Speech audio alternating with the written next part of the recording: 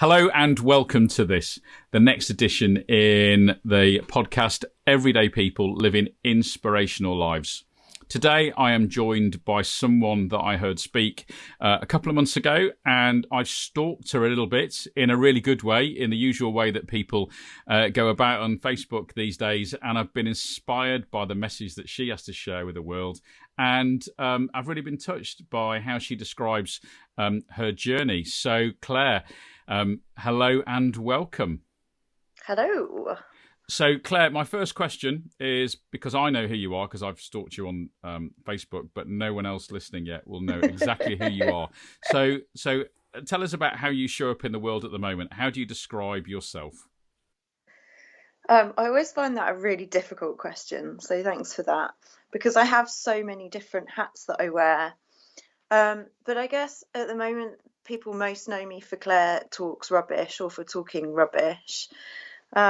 Which essentially somehow or other I've become the kind of go-to person who knows all about rubbish and waste and enjoys foraging in riverbanks, beaches, and in the ocean to find litter and then see what positive messages I can get out there about that waste and also find solutions for it.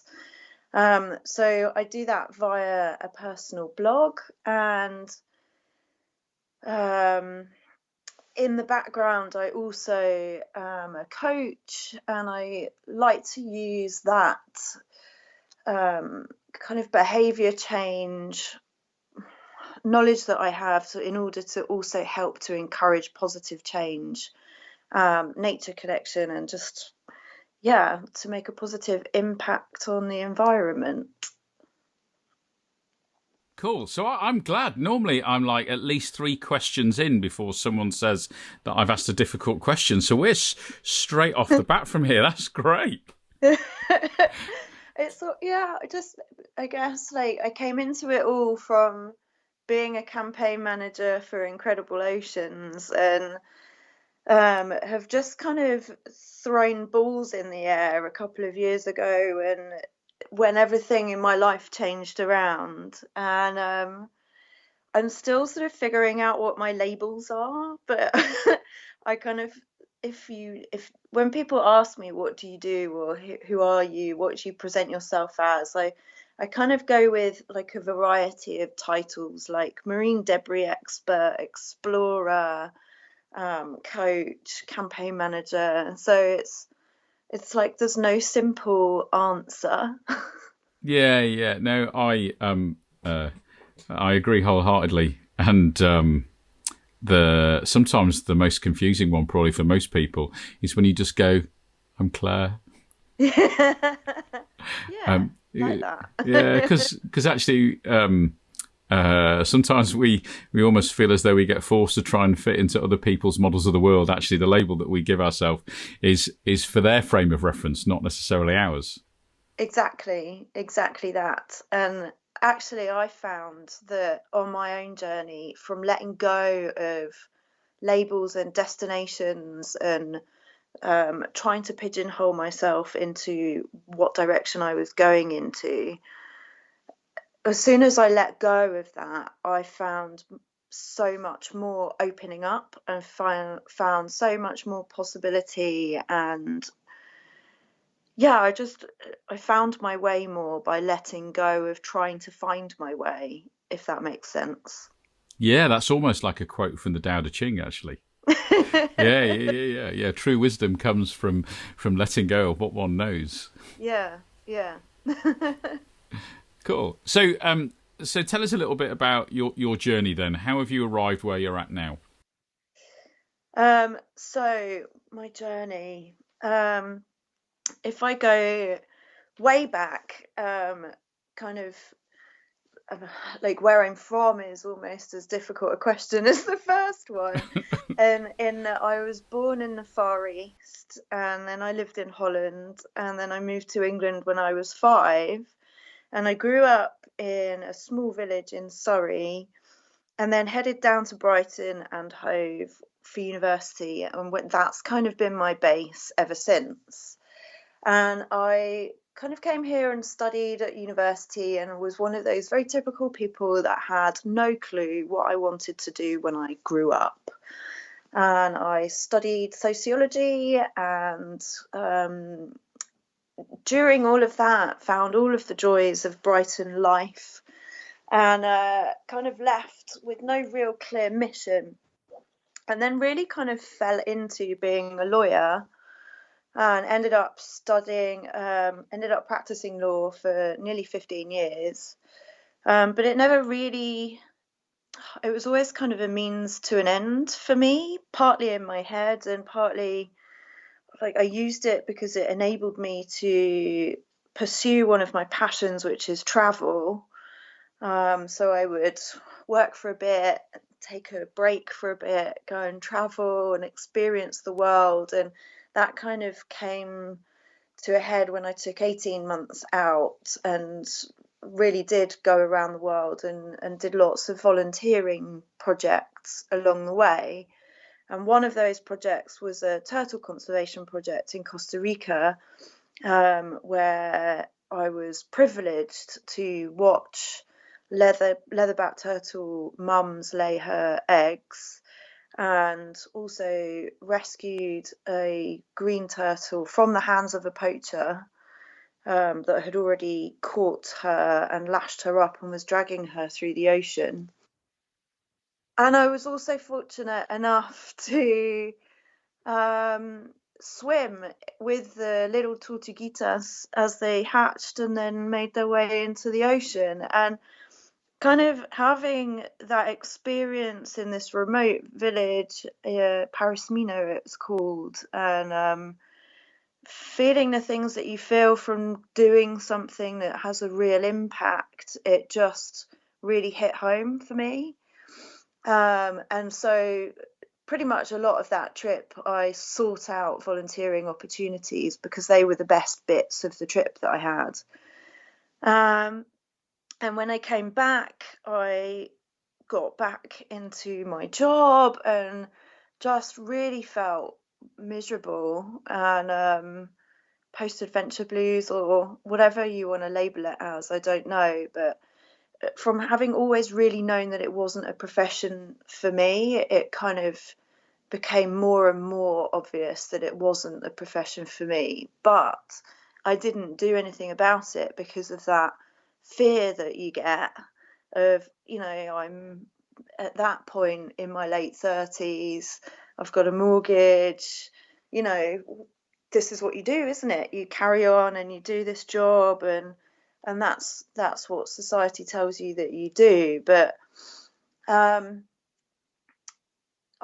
wanted to recreate this kind of love for volunteering and giving back, and I found a project in Brighton completely accidentally. I started spotting whale murals pop up all over the city and wondered what on earth was going on, and then discovered this thing called Whale Fest, which was a festival for whales and dolphins. And kind of in the practical sense of it, you walk into this room which is filled with life-size whales and dolphins and replicas, obviously.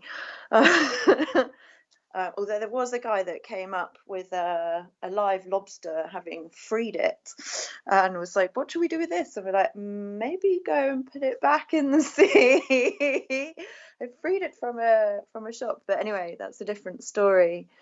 But yeah, I just found a room full of the most amazing, passionate people and all of the ocean NGOs that you can think of, and wanted to be part of this tribe. So I did. And from there, I volunteered at the next festival that they did. I somehow became their plastics person.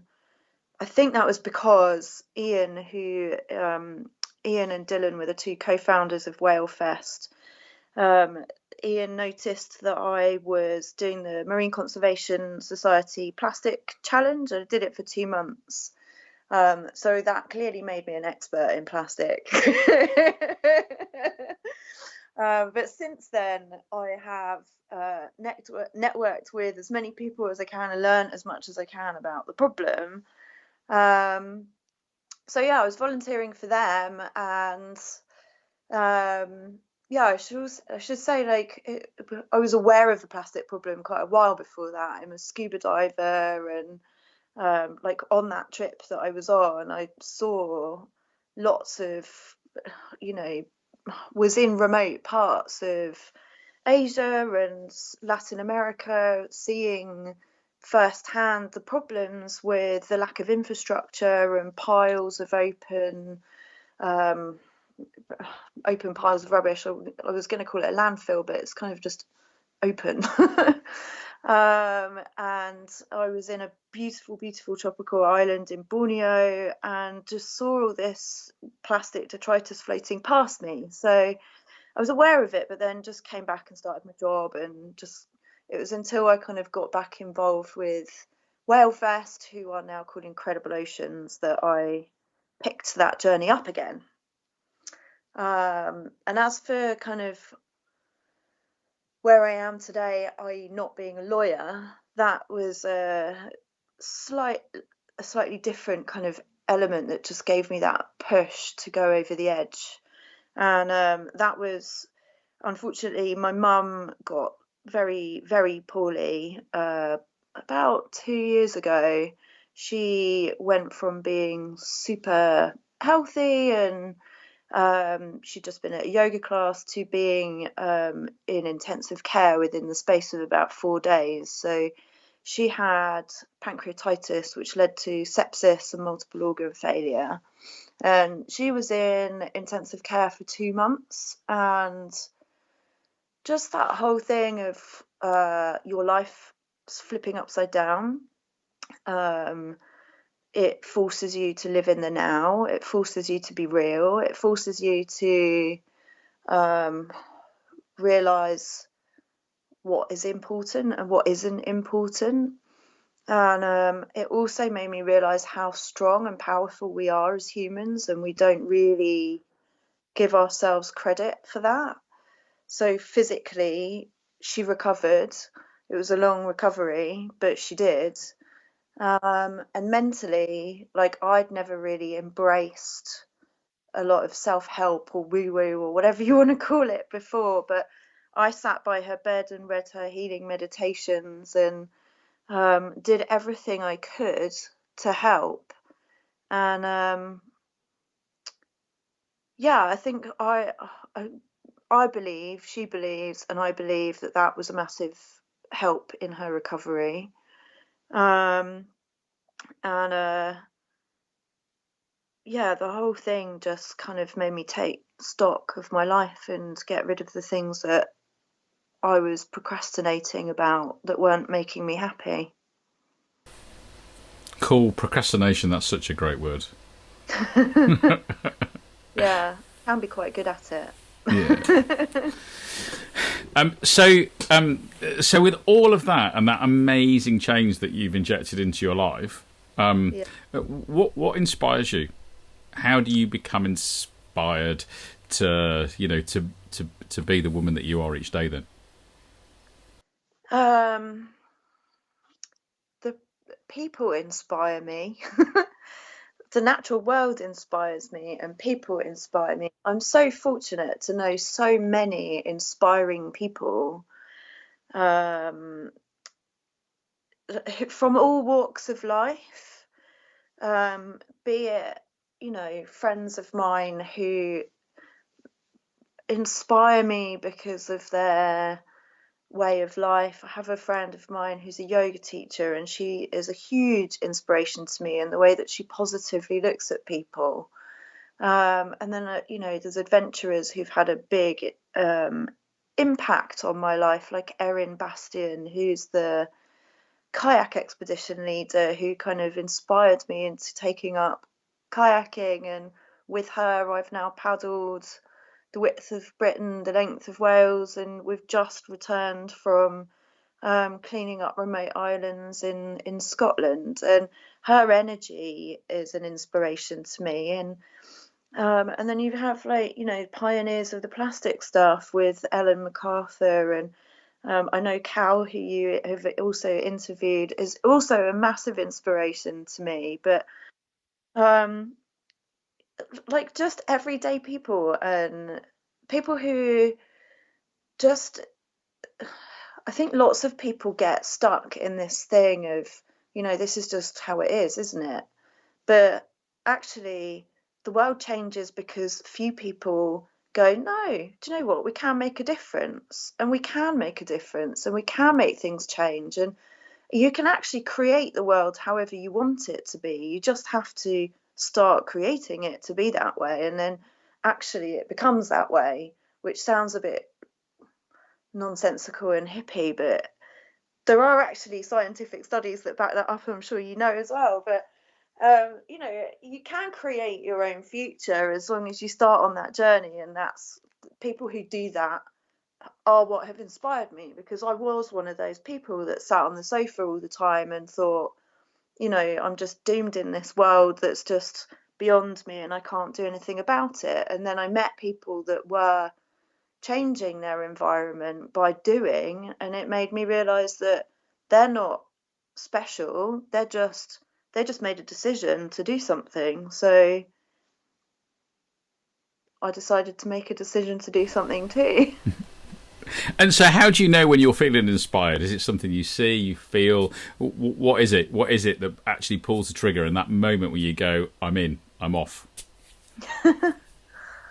Oh, um,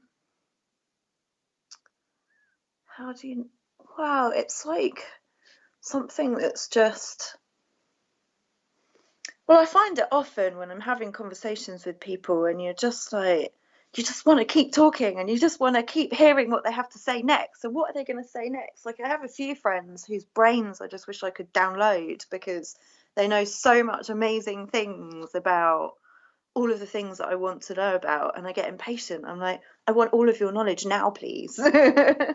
So, yeah, I think it's that kind of, I must, that kind of thirst for wanting to know more and just get on with it. Cool. Cool. And so when people listen to this, certainly, I probably should say when I first met Claire, we were in a room full of really mainly men and mainly quite strange, possibly quite strange men. I shan't label them at the minute. I just leave that level of ambiguity hanging. But the number of people that actually in that room that you inspired, which was phenomenal. It was fantastic. And it was just, for me, I found it very inspirational to watch you sharing a message that some of them probably had no concept of before they came into the room on that day, and feeling quite energised and excited because actually the young people that they support in their lives were going to be really excited by those ideas. So do you personally actively seek to be an inspirational character? Wow. But that means so much to me that that there were so many people that went away feeling inspired, and they, without breaching your ambiguity, they are all inspiring people that give up their own time to volunteer in their own right.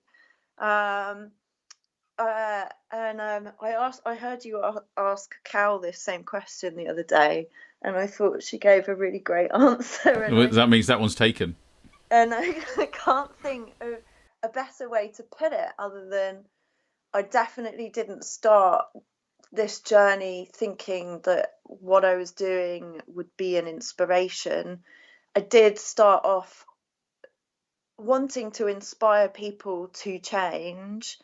Um, I like Someone who has been a massive inspiration to me is Ian Rowlands, who is one of the founders of Whalefest, which is now called Incredible Oceans. And I find his passion and what he essentially wants to do is change the world. And he was the first kind of person that I met that had that vision, that was just like, well, I'm just gonna do it. Just like, one thing at a time. And the more people you can inspire and the more people you can educate, the more you get that ripple effect. And yeah, so I never really started thinking that I would be an inspiration to people, but if I can inspire anyone to make any small change that's positive for the planet, then I'm winning. So now you are. Yeah, I hope so. How, how are you going to go about maintaining it? What is it that you can do for yourself in order to be able to keep that message going, keep that plugging that message out there? Well, I'm launching my podcast soon, so I'm hoping to get more conversations out there about plastic and rubbish and waste, and about the right information, because that is the problem at the moment, is that after Blue Planet Effect, there's an awful lot of chit chat about plastic and waste, but there are an awful lot of well-meaning but ill-informed solutions that are cropping up here, there, and everywhere. So I'm really fortunate to know all these inspiring people. And so my podcast is essentially a series of conversations with those inspiring people to hopefully get that information out there. As for myself, like, I'm carrying on my coaching journey and hoping that I can use the skills that I've learned to help others, because it's been such a massive impact on my life to have that mindset shift, that I just really want others to realize that you don't have to live the life that society tells you that you should live, and that you can live outside the box, and whatever that box is for you, or whether you want to be inside a box, you can do whatever you want. Like, you can create the life you want. And it just takes a little bit of creativity and flexibility. And I've shown that you can do that in midlife, with all of the things that people usually use as an excuse. So that's I want to carry on using that in order to inspire people as well. Cool. So do you feel very much now that you're are you in the box, are you out of the box, or have you just created a new box that's slightly bigger and different shaped to the other one? How do you label yourself now then? Yeah, I've scrapped the box. I don't like the box anymore. My box has got wavy boundaries and wiggly lines that you can move around in whatever way, shape, or form you like. But yeah, I kind of I move around in a variety of different ways so that I can create this life that I want. So I'm location independent, and I have my van, which I call Bubbles, and I do cat sitting and dog sitting, and yeah, that's taken me to as far as California. So yeah, it's just living whatever life you want to live, and that's what I'm trying to do at the moment. That's what I'm doing at the moment. Yeah, I mean, I could quote Yoda to you now, couldn't I? There is no try. There is only do or do not. Yes. Yeah, because try ends up being one of those bizarre words that normally means is I had a go, but I already knew I was going to fail, and here's a list of excuses that I've got. Yeah, and it is interesting when you go down this journey of understanding language, and I do have to catch myself every now and then, and yeah, no, I'm not trying, I am just doing and being. So yeah. So have you got a formula? Have you got a mantra? Does being the way that you're choosing to be in the world, is that just spontaneous and easy now, or is it something? Is it every morning? Do you have to remind yourself of something? Is it something you have to say to yourself in order to have the day that you choose to have? There's not, like, I don't have a particular routine of what I have to say to myself, but I do have a set of, so I'm going through this process of, I have these declarations which are kind of visions for the future, which I try and kind of go through saying those declarations to myself as often as I can. My coach would say it should be every day, but I'd say probably every other day I actually achieve that. And yeah, you kind of, I just, by doing that, I'm hoping, no, by doing that, things are shifting in the direction that I want them to go. So the process kind of started with kind of clearing out any negative beliefs that I had, and then flipping them to positive ones, and then visioning them to the future. So yeah, that's kind of the process that I'm working on at the moment. But I don't think it's a need. It's like a sprinkling of magic stardust in order to kind of give it the oomph of extras. But I have managed to kind of get to a point where I'm living a life that I don't feel I need a holiday from at the moment. So it's quite a delight to get up and get on with my day. I really enjoy the work that I'm doing. So yeah, it's more kind of working on future me rather than now me. And what do you think the future you? So if the future you had any advice and guidance to give the now you, what do you think she'd Yeah. say to you? If she was coaching you, because obviously you're on that journey now as being a coach in this world. So if the future you's got all these hours of coaching under her belt, was sat alongside you now, what would she say to you, do you think? What advice and guidance would she give you? She'd say, go and have a look at the sea and go for a walk. Very good. Very good. So, if you ended up, let's imagine right now that you've gone for that look at the sea, Yeah. and your walk has made you ever so slightly tired, and you've just decided to take a moment and and to sit there and to cast your eye across the waves. And if one of our listeners came and sat down next to you, and they just turned around and went, "Come on, Claire, what's the formula? What's your formula for living an inspired life? How could you sum all that up in, I don't know, 3 words, 2 sentences? How would you make it punchy and sharp so they get the best of Claire in that one moment?" Um,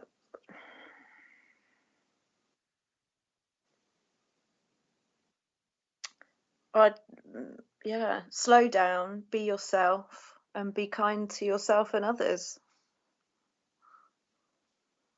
So slow down Yeah. and be kind to yourself and others. Yeah.